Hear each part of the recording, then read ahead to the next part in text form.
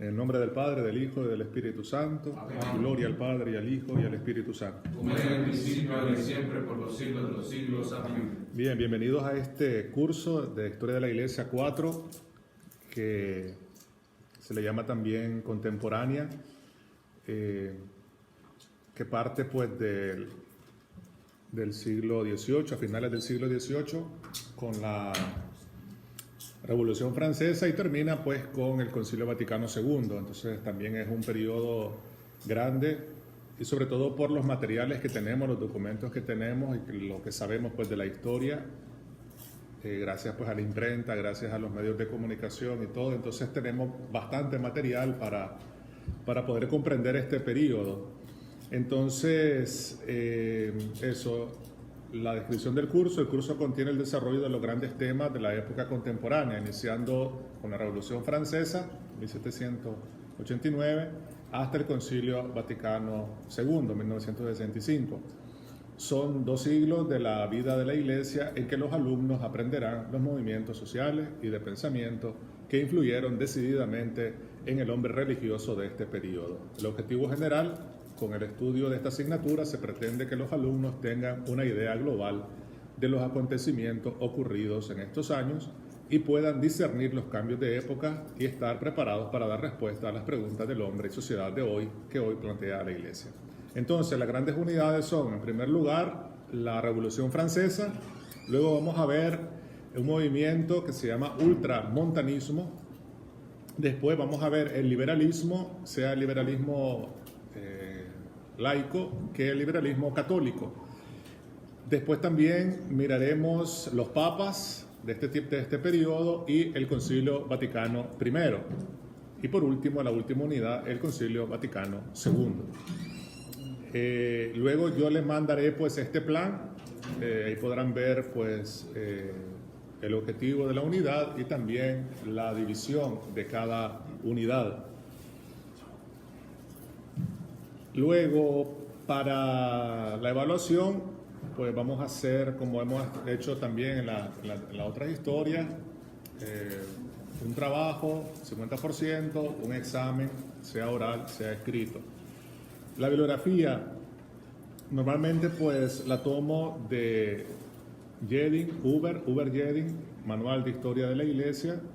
En este caso, pues son 3 tomos o 4 tomos.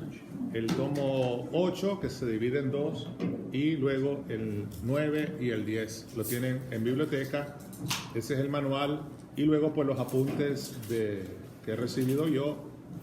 Y nada, pues ese es un poquito pues el programa y la división de las unidades que vamos a tener en este curso. Entonces comenzamos con la primera unidad, que es la Revolución Francesa. ¿Alguien me puede explicar un poquito qué piensa, qué consiste la Revolución Francesa? ¿Qué importancia tuvo? El movimiento contra la monarquía,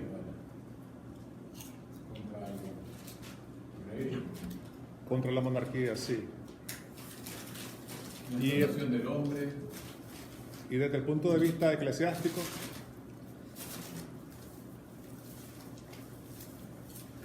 siguen la misma, me parece que siguen la.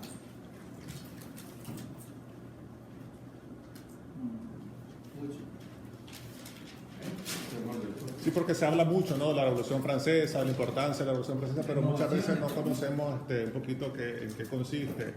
Y entonces lo vamos a ver. Es bastante complicado este tema porque en esta revolución hubieron varias etapas. Entonces, sí, También la secularización. la laicización, sí. Entonces hay varios procesos de una revolución, después otra contrarrevolución, después otra revolución. Luego se mezcla también la parte constituyente de hacer un parlamento. Este parlamento también está dividido izquierda y derecha, o sea, es bastante complicado. Pero lo importante de esto es en relación a la Iglesia, ¿no?, en qué afectó a la Iglesia y cómo esto también empujó a una renovación, digamos así. Siempre el tema principal que nos interesa a nosotros es ver estos procesos, ¿no?, de cambio, de época, y cómo la Iglesia pues responde o no responde ante ellos, y cuál es la respuesta que da pues ante esto. Entonces vamos a ver un poquito de manera general cómo la Iglesia vive al final del 1800. La fecha importante de la Revolución Francesa es 1789. Entonces, un poquito como introducción, vamos a ver cómo está viviendo pues la Iglesia en este periodo. Entonces, la Iglesia al final del 800 vive un periodo de decadencia, a pesar de que tiene poder económico, por lo que hemos visto en todo el medioevo, por el feudalismo y toda la cosa, tiene muchos privilegios. Entonces, en este momento comienza una debacle, un decaimiento, una decadencia. La potencia externa de la Iglesia, que poseía inmensas riquezas, sobre todo en terreno, la importancia de este periodo es el campo, tiene muchas tierras, tenía numerosos privilegios y estaba sostenida por el Estado. O sea, la importancia en que en este periodo pues está unida la Iglesia con el Estado, la Iglesia con el reino, la monarquía. Por lo tanto, pues ahora en este momento se encuentra en problemas por el debilitamiento de la monarquía. Se hace evidente la separación entre un mundo en plena aceleración económica, social, cultural, y la jerarquía eclesiástica, que incapaz de hacer la distinción entre las exigencias auténticas de la fe y los aspectos contingentes, o sea, de la historia, asumidos por la Iglesia y por la teología en el curso de los siglos, se aferra a posiciones superadas. O sea, no habla el mismo lenguaje de ese periodo. Ya hemos visto en la historia de la Iglesia número 3 todo esto que llevó la Reforma Protestante, ¿no?, cómo el hombre se pone en el centro, busca respuestas, la ciencia, etc. Entonces hay una aceleración, sea en la ciencia, sea en la economía.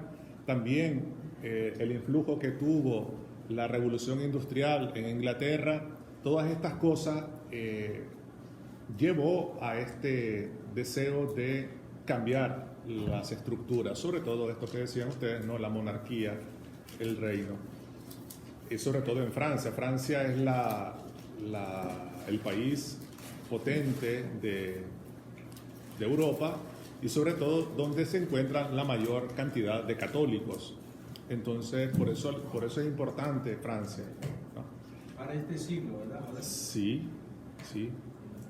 Entonces se hace evidente la separación entre un mundo en plena aceleración económica, social, cultural, porque ya comienza el iluminismo, la enciclopedia, todas estas cosas, y la jerarquía eclesiástica, que se mantiene rígida, se mantiene como un principado, sobre todo el Papa, ¿no?, en Roma, se mantiene pues como un príncipe. Entonces esto viene pues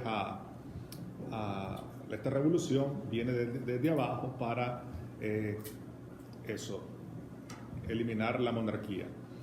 Indudablemente permanece la práctica religiosa de las masas, o sea, la gente pues continúa a ser católica, pero muchas veces como tradiciones sociales en lugar de convicciones, de tener una fe fuerte, firme. La Iglesia pues, es una cuestión social, siempre se ha vivido así, y entonces van a hacer las cosas que tienen que hacer, como el bautismo, las bodas, etcétera, pero como algo tradicional, como de costumbre, ¿no? Y sobre todo la nobleza y la burguesía culta se emancipan cada vez más bajo la influencia de los iluminados. O sea, esta gente de la aristocracia pues se alejan de la Iglesia y les interesa pues más estos movimientos intelectuales, sobre todo el iluminismo. La filosofía termina por sustituir a la teología. El iluminismo católico intenta reaccionar contra la esclerosis de la Iglesia de la contrarreforma. O sea, la Iglesia se mantiene pues en esta posición pues, de intransigencia, una posición de rigidez en contra pues, de todos estos movimientos sociales. y sobre todo religiosa. Los responsables de la Iglesia Católica, faltos de coraje necesario para elaborar una nueva antropología religiosa, porque lo que se trata aquí es del hombre, el hombre se pone al centro de todo, entonces no tiene una respuesta a esta situación nueva, a este hombre nuevo que van haciendo, entonces se muestra cada vez más incapaces de remediar la confusión que viene pues de todo el medioevo, entre estructuras eclesiásticas auténticas y estructuras aristocráticas de la Iglesia del Ancien Régime. Aquí tiene esta frase, ¿no? El Ancien Régime es importante porque es el antiguo régimen, ¿no? Es esta monarquía que no tiene nada de evangélico por el sistema beneficiario, ¿no? Esto que hemos visto en el feudalismo de todo el medioevo, no hay nada de justicia social, ¿no? El rico cada vez se vuelve más rico y el pobre tiene que pagar las consecuencias. Entonces, eso tiene que cambiar, ¿no? Y ahí pues es el punto de arranque de la Revolución Francesa, la injusticia por los burócratas, por los hombres de dinero, y el que paga las consecuencias pues son los pobres, los campesinos sobre todo. Entonces, comenzamos a ver la introducción de manera general de la situación de la Iglesia en aquel tiempo. Vamos a ver entonces ahora esta Revolución Francesa que dura de 1789 a 1812 con Napoleón Bonaparte, etc. Padre, sí. Esto de cuando estaba hablando del feudalismo y todo, solo quería preguntarle por esto de la prima nocte, no sé si... La prima nocte aquadi causa nemo. No sé que el rey tenía derecho de la primera noche cuando una mujer se iba a casar. Sí, pero eso fue mucho más antes sí, un tiempo y fue por un periodo, no fue siempre. Sí, porque con esto que estaba diciendo, la explotación antievangelista, entonces esta revolución y esta pues es la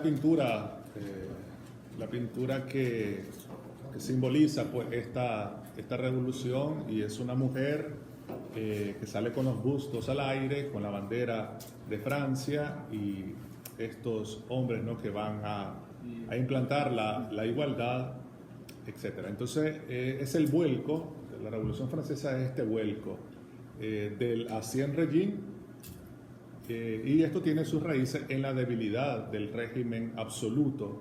Ya la monarquía no tiene este poder, hay una decadencia del poder real, entonces hay este vuelco.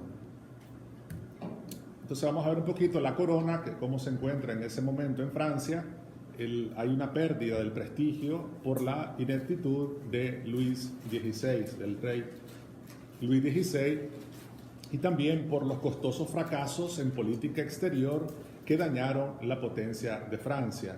Él empezó varias guerras y esto le condujo a pérdidas grandes, sea económicas, sea políticas, porque no logró conquistar aquello que quería conquistar. Entonces, este rey pues tiene dificultad por eso, ¿no? Y tiene una gran deuda por estos fracasos políticos. Entonces tiene que buscar cómo sacar dinero de las tierras, de los pobres, de los campesinos. Eso causa una incomodidad terrible.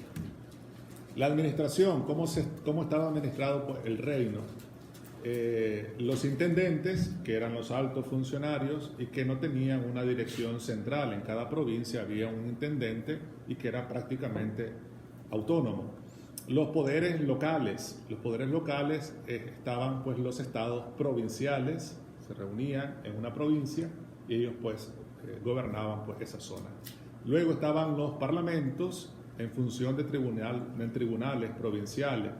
Cuando se habla en este momento del reino de parlamentos, no se tiene que hablar pues, como se piensa, ¿no?, ahora un parlamento de una asamblea que gobierna toda la nación. No, eran pequeños lugares donde se hablaba, de ahí viene la palabra parla, ¿no?, parlare, de estos lugares donde hacían pues como un lugar de juicios, ¿no?, para resolver problemas, tribunales.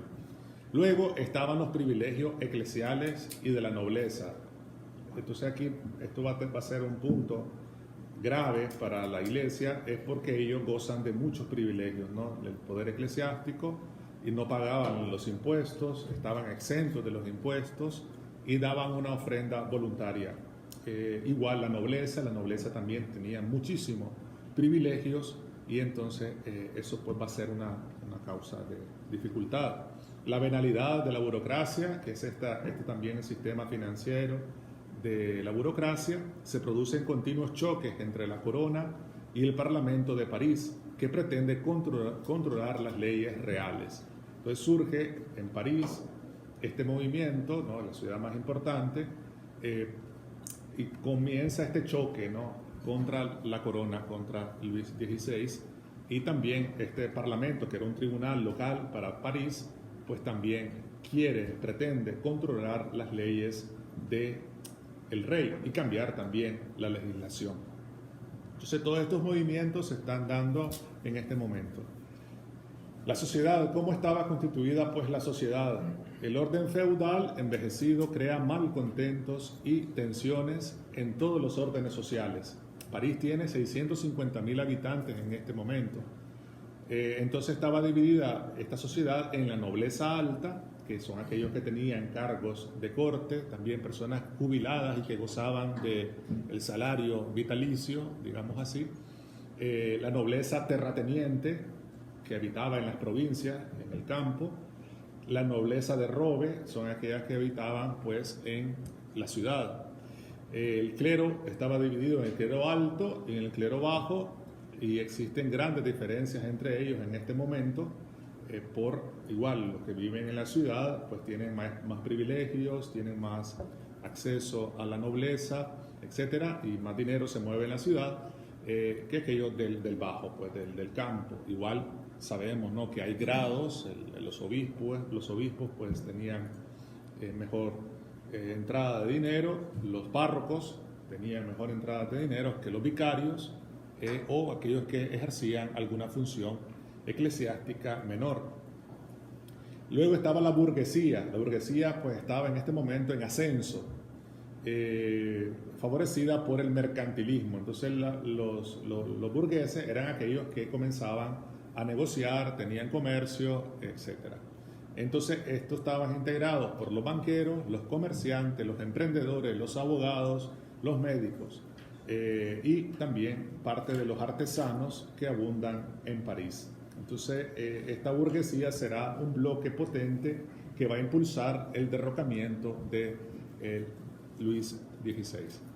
Y luego pues estaban los campesinos, que era el estrato más bajo, que formaban parte del 50% de la población. No están ya ligados a la servidumbre, tienen en su interior fuertes diferenciaciones sociales y políticas, o sea que no son esclavos, son campesinos, y hay también diferentes tipos de campesinos dentro de ellos. Entonces esto es un poquito más o menos la sociedad en aquel tiempo.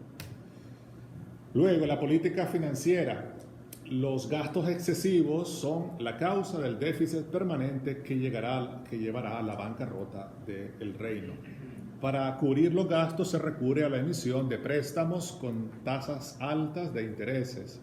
Esto produce la recolecta o la alteración de alza de las tasas de los contratistas, en cuyas manos se concentra la ganancia.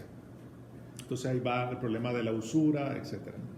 La nobleza defiende los derechos de exención del impuesto de la propiedad, la taille se llama. El clero paga solo tributos voluntarios, los cargos fiscales recaen sobre los estratos más pobres, los impuestos absorben hasta el 70% del rédito de los campesinos. Entonces, este es el problema, como decía anteriormente, del déficit que tiene el reino, que los va a llevar pues a la bancarrota por estas guerras que ha hecho, por el mal manejo de los bienes, también porque tenía mucha gente a quien pagarle en la corte, etc. La oposición del régimen es conducida, ancien régimen, es conducida por la clase superior privilegiada, que se mantiene firme por una parte a los derechos feudales, pero de otra bajo el influjo de las ideas iluministas. Exige la limitación de la monarquía absoluta. Entonces, esta clase superior, si bien es cierto, estaba privilegiada, pero buscaban pues todavía una mejor posición y sobre todo pues quitarle la autoridad suprema a la monarquía. Ellos estaban pensando ya, como lo ha hecho Inglaterra, de tener también, aparte del reinado, de tener un parlamento. Y este parlamento pues es general. Entonces igual Francia buscaba cómo tener pues los dos, pues no es que iba a derrocar totalmente o aniquilar totalmente a la monarquía, lo vamos a ver más adelante, que pasan años hasta que el rey pues cae. Simplemente pues querían quitarle pues, este poder total, este absolutismo que tenía el rey y pues distribuir, digamos, el poder en las provincias. Entonces primero tenemos esta clase superior privilegiada, luego tenemos la burguesía, esto que habíamos hablado antes, que se considera el tercer estado y pretende la igualdad de derechos y participación en la vida política. O sea, no solamente esta clase superior de los que tienen pues pata, digamos así, privilegios, que conocen a gente, etcétera, que son de la nobleza, digamos así, familiares del rey, etcétera, sino que también aquellos que mueven el dinero, ¿no? Los comerciantes son aquellos que mueven el dinero, entonces ellos también buscan una posición política y que todos seamos iguales para poder participar en el Estado. Y por último, también esta oposición es la oposición de los filósofos, de los iluministas, de los pensadores también. Entonces esos tres puntos son los que vienen a chocar contra la monarquía. Entonces las finanzas en el reino de Luis XVI, tenemos en primer lugar a Robert Jacques Turgot, que está hasta 1781, el control general de las finanzas. La liberación del comercio interno hace subir el precio del pan y el comienzo de la insurgencia de los obreros en París. O sea, todavía antes, ¿no?, de la revolución, etcétera, ya hay pues un problema, ¿no?, de falta de pan, falta de alimentos, etcétera. Este Turgot pues fracasa en la aplicación de un impuesto agrario general a causa de la presión de los cortesanos, y hay una alianza también con los Estados Unidos de América. Luego viene Necker, que sucede en el cargo a Turgot. Intenta en vano cubrir los gastos bélicos emitiendo préstamos, decía, no, prestaban dinero pero con tasas muy altas, y eso también lo lleva al fracaso. Entonces cae por hacer público el miserable estado de las finanzas en la cuenta de rédito, ¿no?, del reino en 1781. Alexandre de Calonne, ministro de Finanzas, retorna al programa de Turgot, pero la Asamblea de Notables rechaza las propuestas para sanar el déficit. Luego viene Brienne, que fracasa por la oposición del Parlamento de París.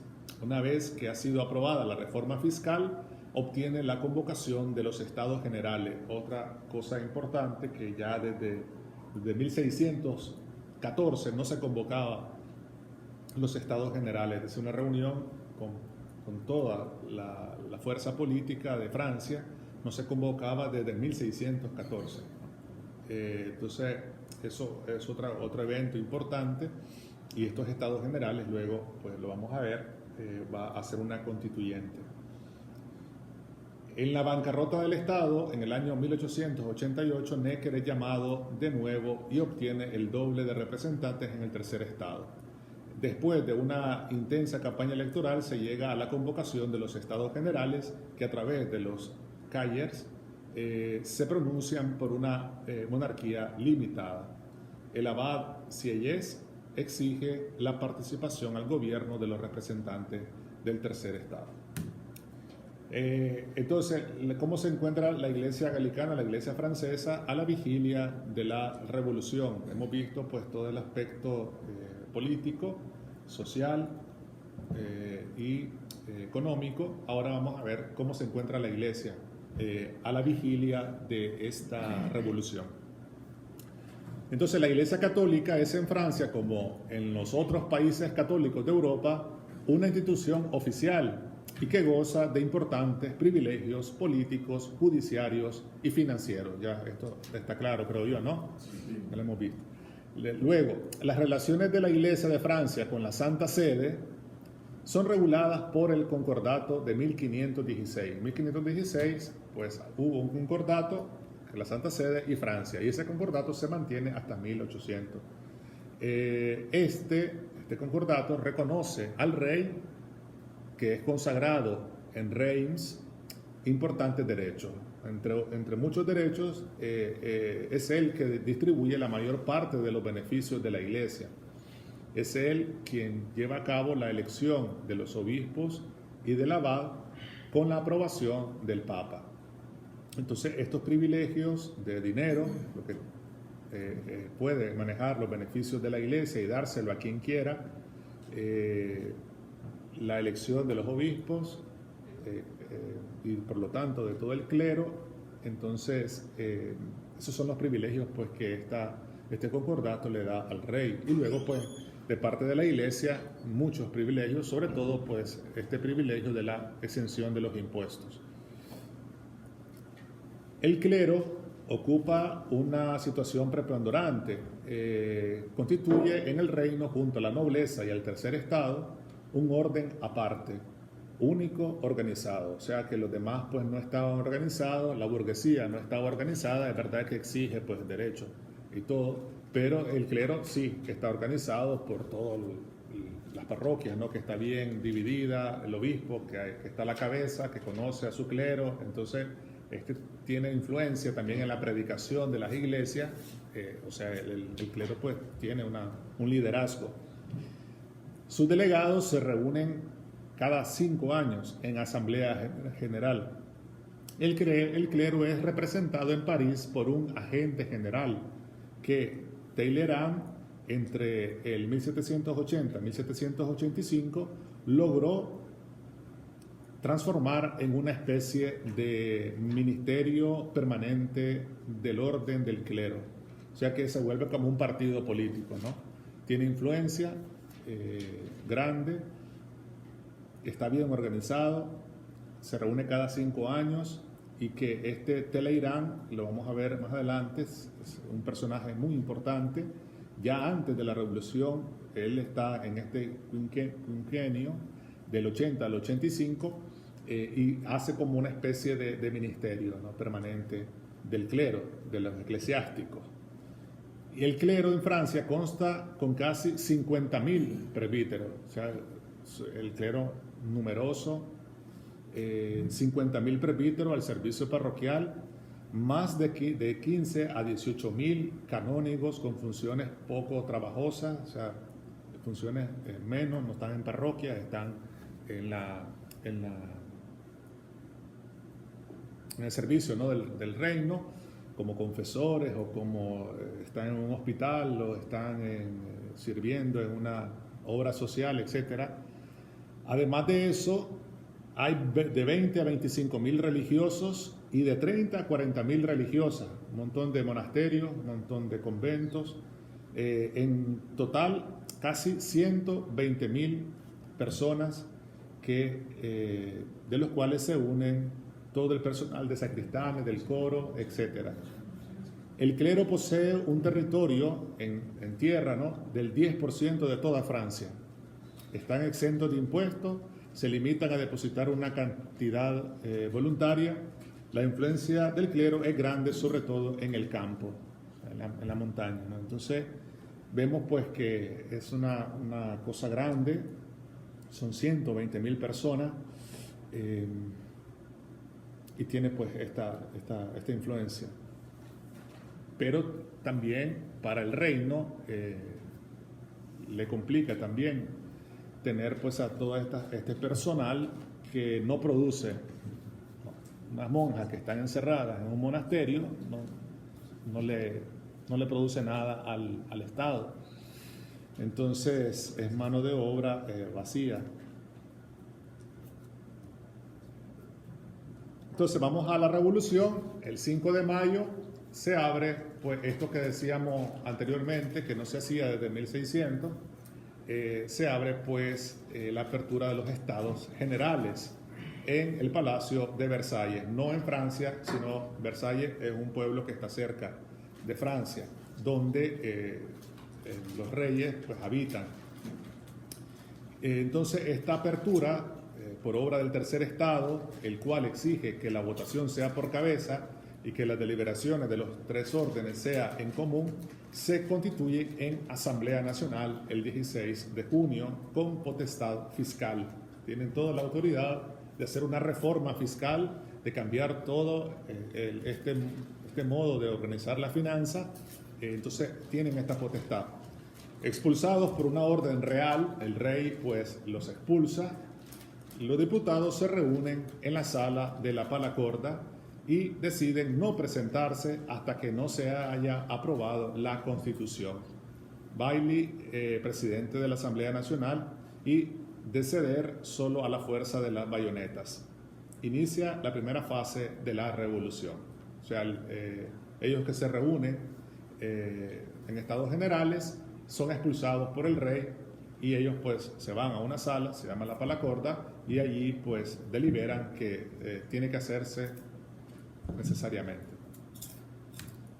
Este es el Palacio de Versalles, una cosa impresionante, el palacio más bello que existía en ese tiempo, con que la construcción pues de eso le llevó pues miles y miles en oro. Murieron muchísimos también por la construcción de este edificio. Este rey, que no es Luis XVI, reyes anteriores, habían hecho llevar el agua ahí, porque ahí no había agua, unos jardines bellísimos, y sembró de todo, etc. No fue un cambio y un lujo, ¿no?, extremo, ¿no?, que también esto llevó, aparte de esta revolución, por el exceso gasto que llevaban pues en la corte, ¿no? Hace poco en Netflix presentaron una serie que se llama así, Versailles, donde se ve claramente pues también moralmente, ¿no?, que estaba destruido moralmente el reinado, y cómo lograron pues construir este edificio y las guerras que emprendían también, etcétera. Fue tremendo pues esta construcción y el modo en que vivían también allí dentro de este palacio. Hay una foto más o menos de la belleza pues de este lugar, de la grandeza también del poder que tenía. El Rey Sol, se le llamaba el Rey Sol a creo que es Luis XIV me parece. Y nada, pues la potencia que tenía Francia llega pues a este lugar que se llama el Palacorda, y ahí se da pues el juramento de eso se conserva, los estados generales, sí. Así Sí, como me igualita. parece como un museo, me parece que puede ir todo. Exacto, sí. Entonces, como decía, se hace pues esta asamblea constituyente. El 9 de julio de 1789, una gran parte del clero y de la nobleza se unen al llamado Tercer Estado. El monarca reconoce la nueva situación, o sea que ya que el clero se haya unido a esto, pues significa una presión muy grande para el rey, y el rey pues tiene que ceder a que se haga pues esta constituyente. Pero el despido de Necker junto al agrupamiento de tropas en torno a la ciudad de París llevaron a la sublevación del pueblo y al asalto de la Bastilla. Esto va a ser pues un momento importante, esta sublevación del pueblo, porque obviamente el rey no ha querido ceder al inicio, tiene que ceder pues ni modo. La gente se levanta y hay una sublevación pues del pueblo y el asalto al famoso episodio del asalto de la Bastilla. La Bastilla era una cárcel, era un edificio donde se metían a los prisioneros políticos a aquellos pues que habían traicionado al rey, aquellos que habían hecho fraude, etc. Entonces, no es una cárcel común, sino pues que es una cárcel militar, etc.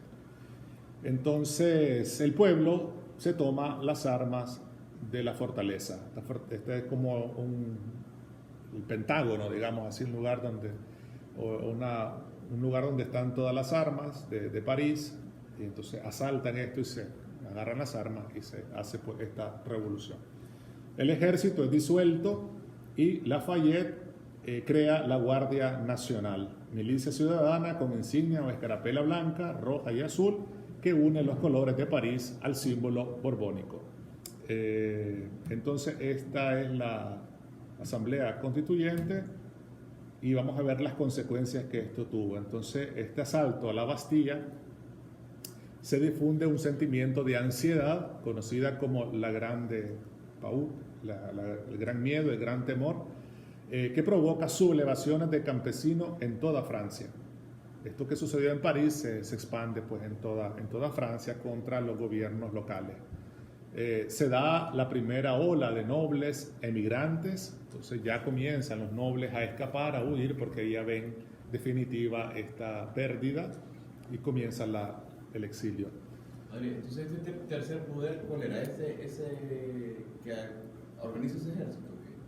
El tercer poder era este grupo de hombres de la burguesía que se unen para derrocar pues a... Y entonces Lafayette, ¿sí? ¿Que el ejército lo hace en función del rey? ¿O No, en función del tercer estado, sí. Tercer estado. Entonces quita el ejército del rey y hace una guardia nacional. Ellos tienen su propio... Sí, su propia policía, sí. Entonces se van escapando, pues los nobles huyen de Francia y a ejemplo de París surgen las comunas, lo que hoy conocemos como alcaldías, ¿no? Es decir, municipalidades autónomas que rompen la estructura administrativa centralista monárquica. Entonces comienzan a surgir las comunas. El 4 al 5 de agosto de 1789, bajo la presión popular, la Asamblea decide la abolición del régimen feudal y la liberación de los campesinos. Esta cosa pues es, valga la redundancia, revolucionaria. Se transforma totalmente todo, ¿no? Se terminan años y años de feudalismo, este régimen feudal, y viene abolido este régimen feudal. Y entonces ya los campesinos son libres para manejar su tierra, vender, comerciar, etc. Entonces hay una supresión de los diezmos, los campesinos que tenían que pagar sus diezmos, suspensión de los privilegios fiscales y de los derechos señoriales sobre las personas, restitución de la propiedad agrícola. Entonces eso fue en agosto del 1789. Entonces, o sea que no solamente hay cosas negativas en la Revolución Francesa, sino que también hay cosas positivas. Y esto, cuando le quitan estos territorios a los feudos, sí. ¿Quién organiza eso? ¿Las comunas? La comuna, sí. La comuna. Entonces, esta es una foto, ¿no?, del asalto a la Bastilla y se da una declaración de los derechos del hombre el 26 de agosto de 1789, sobre el modelo de Virginia Ville, la liberté, igualité, fraternité, libertad personal, paridad de derechos y cosmopolitismo. Se reconoce la propiedad como inviolable y sagrada, el derecho a la resistencia a la opresión, seguridad e igualdad jurídica restringida por la utilidad común, y la libertad personal legalizada. Entonces, esto es otro evento importante de la Revolución Francesa, el derecho del hombre. Por lo tanto, no podían haber esclavos, la opresión se eliminaba, también estaba el derecho a la protesta, a la igualdad jurídica, solamente restringida por la utilidad común, por el bien común. El estado de órdenes se convierte en estado de clases, con libertad de llenar cargos y de ejercitar actividades industriales. Entonces se da la Declaración de los Derechos del Hombre. La carestía y el temor de una contrarrevolución empujan a las masas de París a nuevas jornadas revolucionarias. Marcha popular en Versailles el 5 de octubre de 1789. Una muchedumbre de mujeres llega a la corte real y obliga a Luis XVI a firmar los decretos de agosto. La corte y la asamblea se trasladan a París, al palacio de Tuileries. Entonces ya se deja Versailles y se va a Tuileries.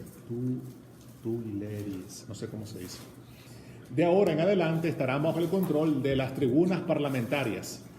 Se difunde la ropa del pueblo, el gorro frigio y calzones largos, que son los sans-culottes, sin los calzones cortos de los nobles, junto al nuevo apelativo, citoyen, ciudadano, en lugar de monsieur, en lugar de señor, ahora se llaman ciudadanos. Entonces van cambiando estos nombres de la nobleza y se van llamando ciudadanos. Este es el palacio en París, donde está pues, el Parlamento.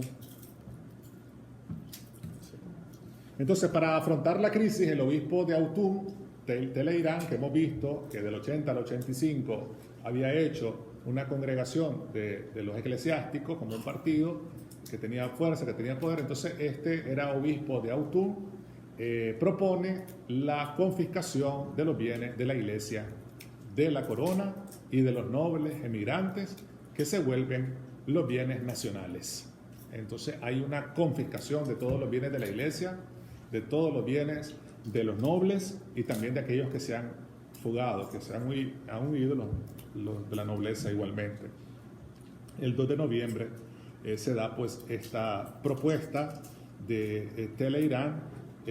Y muchos miembros del clero pues se opusieron porque decían que sería perjudicial transformar a los miembros del clero en funcionarios asalariados. Entonces la propuesta era eso, ¿no? Quitarle todos los bienes y que sea el Estado quien ayude en la construcción de iglesias, en la manutención de iglesias, en el salario de los curas, que no se preocupen por andar buscando dinero, que hagan su misión, que es la de predicar, que es la de hacer los sacramentos.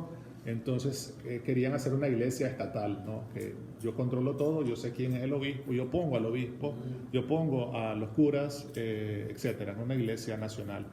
Como ya el jansenismo, no sé si estudiaron el jansenismo, el jansenismo buscaba también esto, es decir, una iglesia pobre, una iglesia que no tuviera privilegios, que se mantuviera pues con los bienes pues del Estado, sobre todo pues este movimiento surge en Francia y es ahí donde el galicanismo, este nacionalismo, ¿no? que siempre le ha caracterizado a esta iglesia, ya lo hemos visto ya en Aviñón, ¿no? El problema de los papas de Aviñón, el nacionalismo siempre surge y otra vez en este momento pues vuelve a surgir. Entonces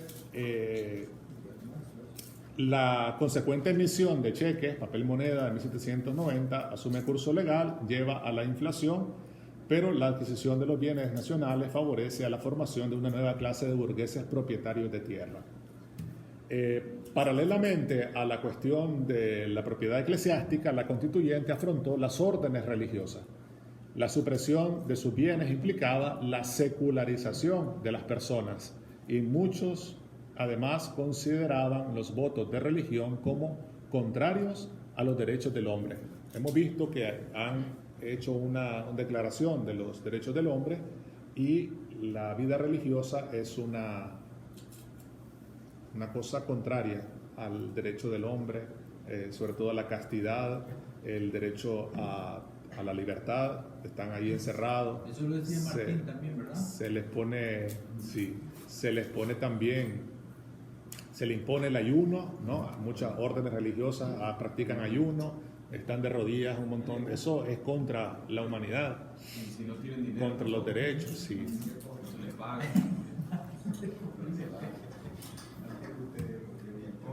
Entonces, en esta asamblea constituyente hay varias tendencias, varios grupos. A la derecha los de la derecha son los aristócratas y monárquicos opuestos a la revolución. Ahí está el abad Maury y Munier. Al centro se encontraban los constitucionales Lafayette, Sieyès, que hemos dicho que es un abad también, Talleyrand, que es el obispo de Autun, Bailly y La Chapelière. A la izquierda se encuentra el triunvirato de Barnave, Dupory y Lamet, defensores teóricos de la revolución. Y a la extrema izquierda, junto a los democráticos Robespierre, la Sociedad de los Amigos de los Derechos del Hombre, embrión del Club de los Cordeliers, fundado en el antiguo convento de los franciscanos Condoliers, de donde surgirán Danton, Desmoulins, Marat y Hebert. Entonces, estos son los 4 grupos que hay en esta asamblea constituyente, de derecha, de izquierda, del centro, de extrema izquierda. Y llegamos a la constitución civil del clero. Ya hemos visto que hay una ley contra los bienes de la iglesia, ahora es directamente contra el clero.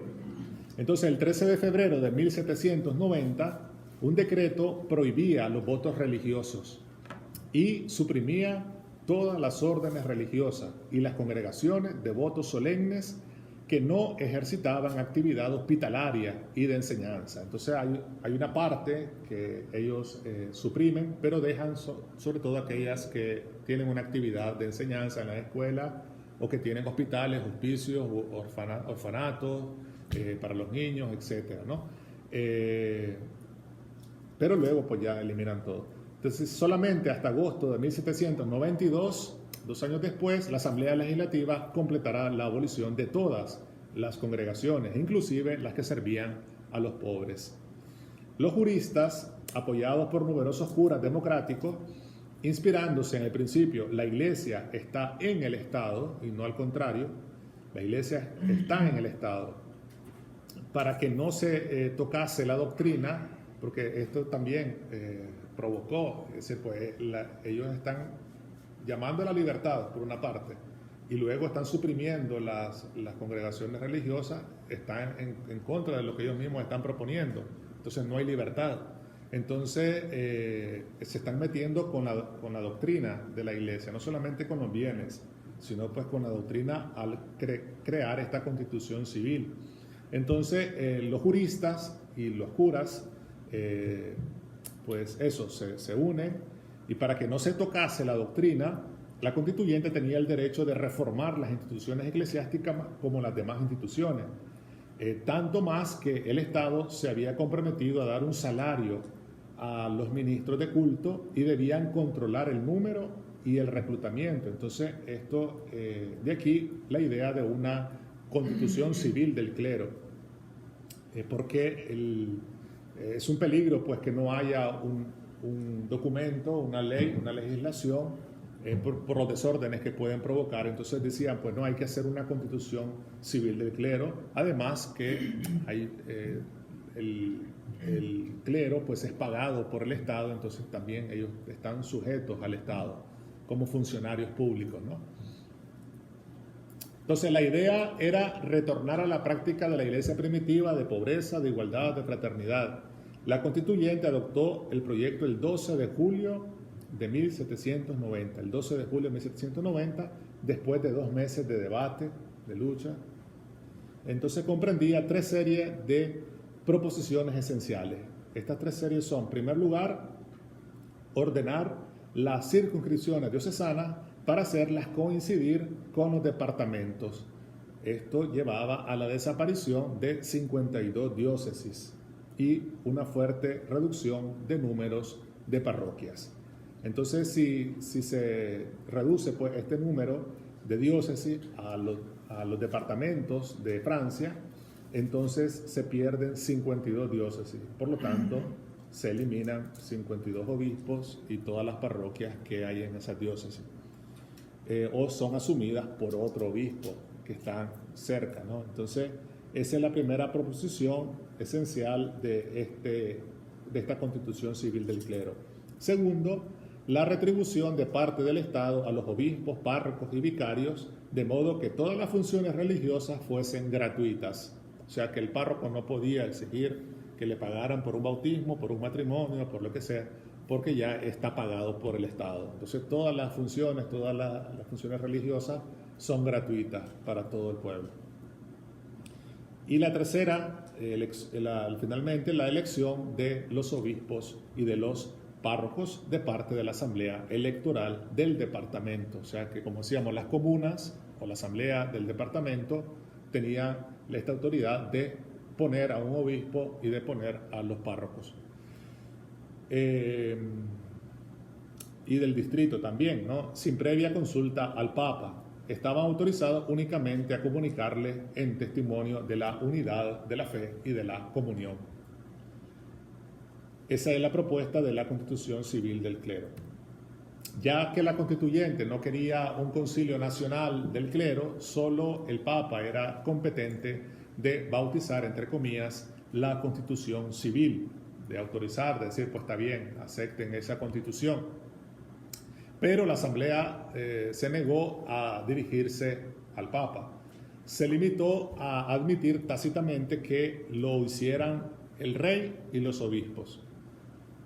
Entonces, el 1 de agosto, Luis XVI encargó al embajador de Francia en Roma, el cardenal de Bernis, de obtener el asentimiento de Pío VI. Entonces, Pío VI es el Papa en este tiempo.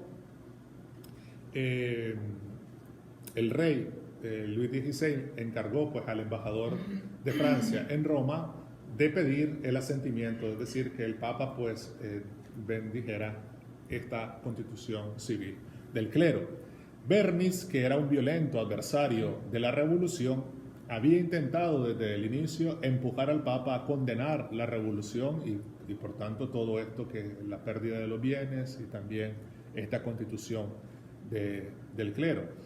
El Papa, preocupado de no agravar mayormente la posición de Luis XVI, la posición de Luis XVI estaba en decadencia, no tenía ya el poder que tenía antes, y si él pues se volvía pues en contra de todo esto, pues perjudicaría pues al rey, que ponía pues todavía su confianza en él, había considerado mejor hacer tiempo y se había limitado a condenar secretamente la Declaración de los Derechos del Hombre en una alocución consistorial. Un consistorio que tuvo, pues ahí condenó, pero se quedó ahí, no hizo ningún documento ni nada.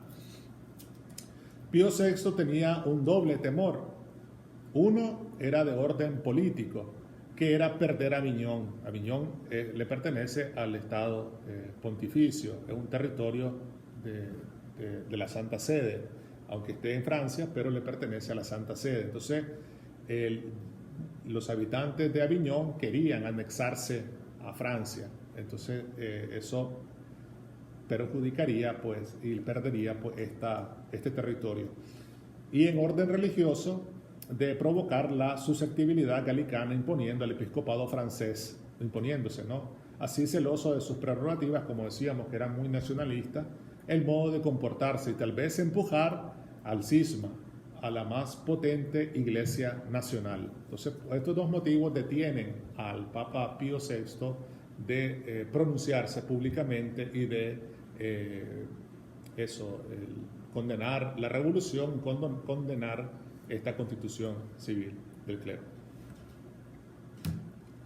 Se prefirió entonces esperar a ver cómo habría actuado el clero. El efecto fue de 8 meses de retardo irreparable. 8 meses de retardo irreparable, porque hasta después de 8 meses ya él se pronuncia, pero ya no había nada que hacer, durante el cual el concadenarse fatal de la circunstancia habría precisamente provocado el cisma que se había buscado evitar. Esto que se quería evitar, pero al final se dio por este silencio de 8 meses. Con los decretos del 27 de noviembre y el 26 de diciembre de 1790, pretendió que todos los eclesiásticos que ejercitaban funciones públicas de emitir el juramento, como los funcionarios civiles, de ser fieles a la nación, a la ley y al rey, y de salvaguardar con toda su fuerza la Constitución. O sea que estos decretos de la Asamblea exigían a los eclesiásticos de hacer un juramento a la Constitución, lo que implicaba la adhesión a la nueva reglamentación eclesiástica que se había incorporado. Aquellos que habían rechazado serían dimitidos de sus oficios, y si habrían provocado turbamientos, serían mandados a los tribunales. Entonces se vuelve más dura aún esta constitución del clero y o aceptan o son destituidos. Entonces surgen las dos iglesias, una iglesia constitucional, o sea, que acepta la constitución del clero, y otra iglesia que es refractaria, que no acepta. Con sorpresa general, los 2/3 de los eclesiásticos y todos los obispos, excepto 7, rechazaron de prestar juramento. La asamblea destituyó a los refractarios y los sustituyó con eclesiásticos que habían jurado a la Constitución. La reconstrucción del episcopado ponía otros problemas porque en ninguna parte se encontraban los metropolitanos para instituir y consagrar nuevos electos. Finalmente, Talleyrand aceptó consagrar 2 obispos el 24 de febrero de 1791. Hemos visto que Talleyrand era obispo de Autun y que estaba muy metido pues, en esto de la política. Entonces, él consagra a 2 obispos. Y en el curso de los 2 meses siguientes, Gobel, el obispo de París, arzobispo de París, consagró otros 36 obispos.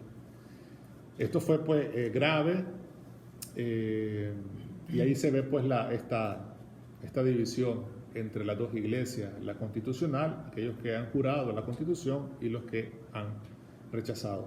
Esta vez el Papa fue obligado a tomar una posición el 10 de marzo de 1791 con el breve Quod aliquantum.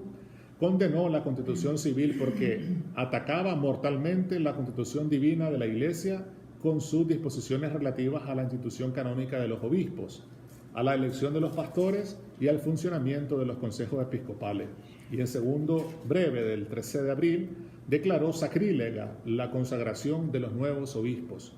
Prohibió a estos toda función y amenazó de suspender a todos los curas que habían jurado y no pretendieran retractarse.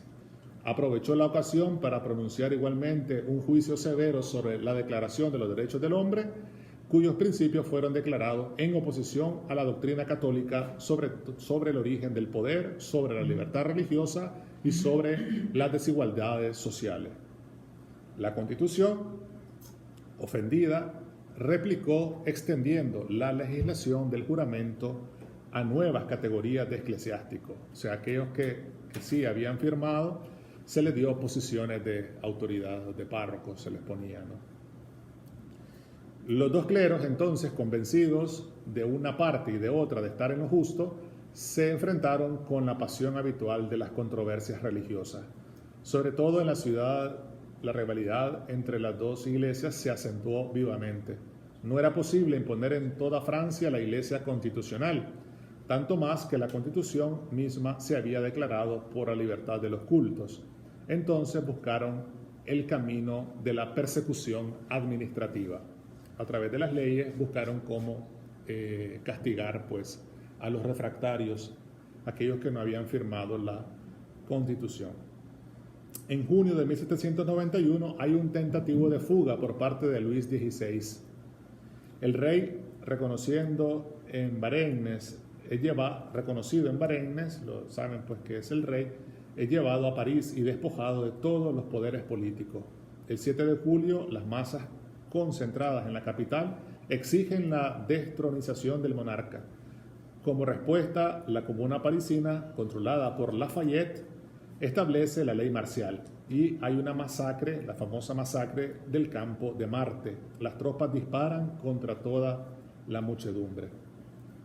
El 3 de septiembre es proclamada la nueva Constitución, modelo de todas las constituciones burguesas del siglo XIX. El rey hace su juramento el 14 de septiembre.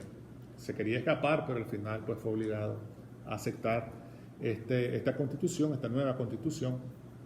Y hay unas características: monarquía parlamentaria con débil ejecutivo y representación legislativa de una sola cámara, obtenida a través de una elección sobre la base del consentimiento. El voto corresponde al ciudadano activo, es decir, al propietario de patrimonio propio. Cargas administrativas y judiciarias electivas, procesos públicos, división del Estado en 83 departamentos con administración autónoma, garantizados los derechos del hombre, igualdad de derechos y propiedad privada. Esto es lo que se hace en esta Constitución nueva del 3 de septiembre. Y la monarquía pues se debilita. Bueno, hasta aquí llegamos. Ya la próxima clase miraremos pues esta asamblea legislativa, que se termina la constituyente. Esta es la primera fase, la que hemos visto, la constituyente, y vamos a comenzar a ver la segunda fase, que es la asamblea legislativa. Dale. Sí.